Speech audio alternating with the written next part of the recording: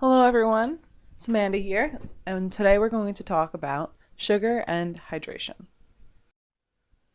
An overview of the topics that we're going to cover during our presentation today are the different types of sugar, sugar's effect on our body, what are our daily sugar recommendations, how to read the nutrition label for sugar, sugar-sweetened beverages, the most optimal ways to hydrate, and how we can reduce our overall sugar intake. So let's start off. What are the different types of sugar? We have natural sugars, which are found in fruit as fructose, and in dairy products such as milk and cheese as lactose. Even natural sources of sugar should be consumed in moderation. Refined sugar, on the other hand, comes from sugar cane or sugar beets, which are processed to extract the sugar. It is typically found as sucrose, which is a combination of glucose and fructose. We use white and brown sugars to sweeten cakes and cookies, coffee, cereal, and even fruit sometimes, like in the Dole packages. Food manufacturers add chemically produced sugar, typically like high fructose corn syrup, and they add it to foods and beverages, including crackers, flavored yogurt, tomato sauce, believe it or not, and salad dressing. Low-fat foods are the worst offenders, as manufacturers use sugar to add flavor and structure. So as they extract the fat that's naturally in the food, they have to replace it with something, and they usually use sugar. Most of the processed foods we eat add calories and sugar with little nutritional value, so you're not getting bang for your nutritional buck. In contrast, fruit and unsweetened milk have vitamins and minerals, so it's adding to the diet overall. Dairy also has protein, and fruit has fiber. They both make you feel fuller longer.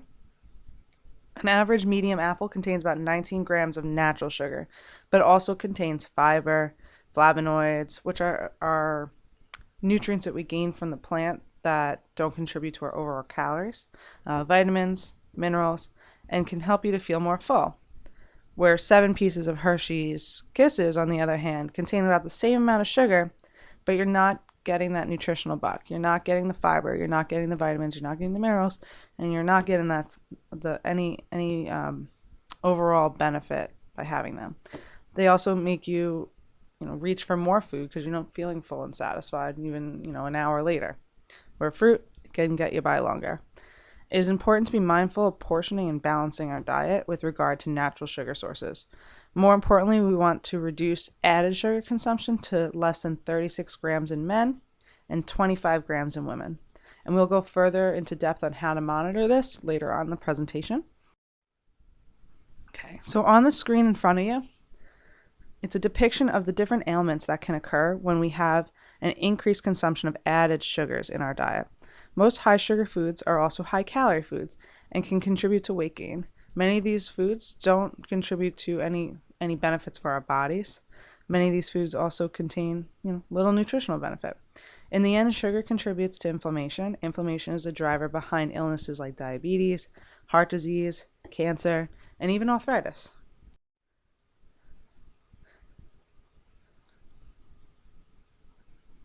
I thought this slide would be an interesting diagram to point out to you. So it's the sugar addiction cycle. This further explains the cycle that many of us get caught up in. To break this cycle, we can subdue our cravings with a tasty snack like berries and Greek yogurt, cinnamon sugar, pumpkin seeds, a banana with peanut butter, or some dark chocolate pieces with nuts. Pairing our carbohydrates with protein or healthy fat can help us break this cycle by feeling fuller longer and honoring our cravings with a taste of something sweet. Caffeine also gets thrown into this mix. So what happens is we eat sugar or have a very highly caffeinated drink or whatnot, and it brings us up high. And then we crash, depicting kind of like a mountaintop where we want to be more little peaks and valleys with our blood sugar level. Many companies are now using this new nutrition label. And this new version, as you can see, there are a few changes that have been made, and one of them include added sugar. This helps us to understand how much sugar is found naturally in the food versus what they added in. For this product of 12 grams of sugar, only 2 are found naturally in the food. 10 grams have been added. So this would not be the most optimal choice to consider. So even if you don't have a quote unquote sugar tooth, I think, or sweet tooth, this slide is really great if you want to, take a picture, screenshot it on your phone, print it out, have it. It's really good so that we could see all the little hidden sources of sugar that we may not realize we're taking in. This image shows various names for sugar that food companies use because they're not going to just say sugar on the label. A quick tip is that if the word ends in OSE, it's likely a sugar. Okay, so sugar sweetened beverages. What are they? So according to the CDC, a sugar sweetened beverage is defined as any liquids that are sweetened with various forms of added sugars, like brown sugar, corn sweetener, corn syrup, dextrose, fructose, glucose, high fructose corn syrup, honey, lactose, maltose, malt syrup, molasses, raw sugar, agave, and sucrose. So the drinks that we consider SSBs, or sugar sweetened beverages, include but are not limited to, like we saw on the previous slide, soda, fruit drinks, like our cranberry juice, sports drinks, sweetened waters, coffee coffee with added sugars. Black coffee does not make this list. Tea beverages with added sugar. So if you're having plain tea with a little bit of milk, that's okay.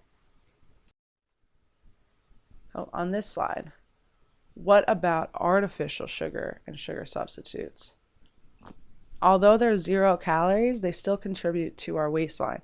This is like our Coke Zero or our Diet Pepsis or our what's it called? Vitamin Water Zero, Gatorade Zero. They contain synthetic sugar substitutes, which should be avoided. They can contribute to weight gain, development of type 2 diabetes. It's not good for the heart, so it can contribute to cardiovascular disease. And the effects differ based on sweetener type, and there isn't a lot of long-term studies on these sweeteners, so it's best to avoid. All right, so now you're probably at the point like, okay, well, what can I drink? So there's plenty of beverages. You've got coffee, tea, seltzer. Plain seltzer is excellent, and you could even do a splash of fruit juice.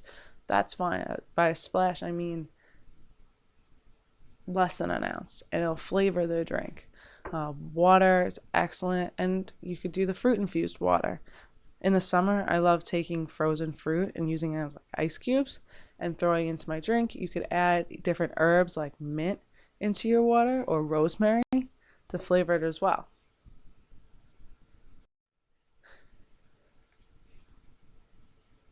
Okay, so how much should I be taking in a day? The minimum amount that we should be drinking is 8 fluid ounces of water per day, or 64 fluid ounces.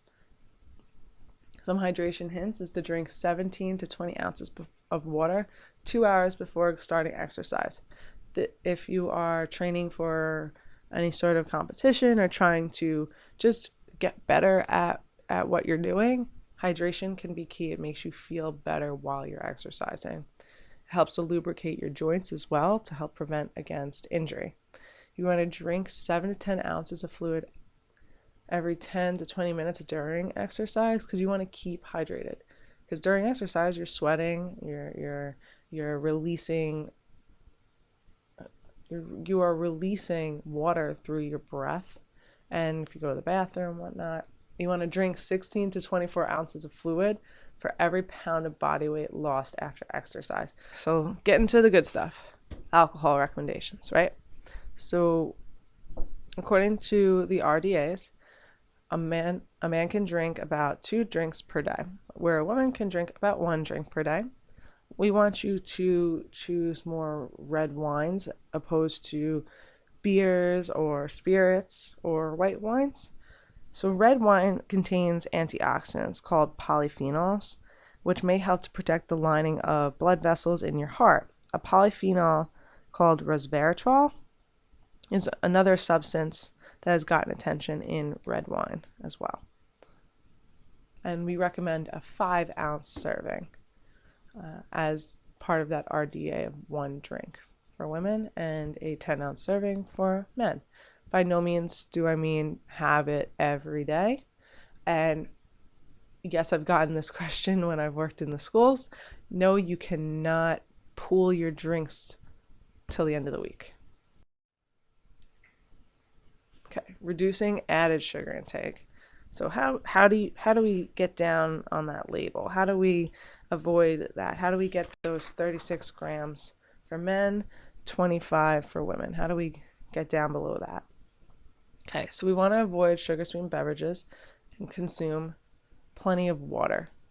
Other beverages that are naturally sugar-free, like seltzer, coffee, and tea, we should be choosing more often than not. We want to buy fresh fruits that are canned in their own water or their own natural juice, is what I should say, or canned in water. Avoid canned fruits or cupped fruits in syrup. That just contributes to more sugar. Also, we want to add different fruits to our oatmeal or yogurt, or have it as a snack.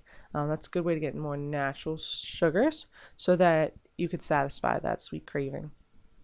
Another tip that I like to tell my members is to not wait so long to eat. When you wait so long, you're really hungry, you're going to go for that quick energy source, which is typically a refined sugar or a sugar-sweetened beverage.